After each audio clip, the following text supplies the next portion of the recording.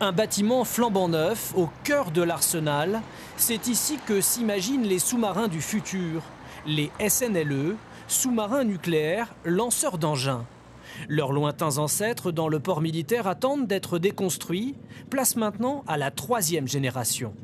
Aujourd'hui, on a à peu près 200 techniciens et ingénieurs qui travaillent dans ce bâtiment, dans un espace collaboratif, et on est dans une phase qu'on appelle avant-projet détaillé, donc c'est une phase où on dessine vraiment les grandes lignes de ce navire. Début des travaux, pas avant 2020, l'année où Naval Group doit achever le Suffren, premier sous-marin d'attaque de la série Barracuda, actuellement en construction. SNLE, SNA, ces deux programmes sont donc confortés par les députés. Une bonne nouvelle en termes d'emploi sur Cherbourg, déjà 300 recrutements en 2017 et encore en 2018. Je vais à nouveau recruter de l'ordre de 300 personnes. On cherche vraiment des profils dans tous les domaines, des techniciens, des ingénieurs, des ouvriers, et puis dans toutes les spécialités.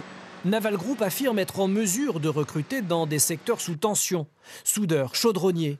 La CGT en doute et craint à terme que le site cherbourgeois ne soit saturé. La question que nous on se pose, c'est comment on va réaliser ces programmes. Comment on va les réaliser et avec quelles personnes. Aujourd'hui, Cherbourg est en grande difficulté pour pouvoir fournir suffisamment d'ouvriers, d'employés, de techniciens pour réaliser concrètement le programme Barracuda. Faudra-t-il accroître la sous-traitance? Le sujet est sensible. Une chose est sûre, le plan de charge est assuré. En 2018, Naval Group Cherbourg devrait dépasser la barre symbolique des 2300 salariés.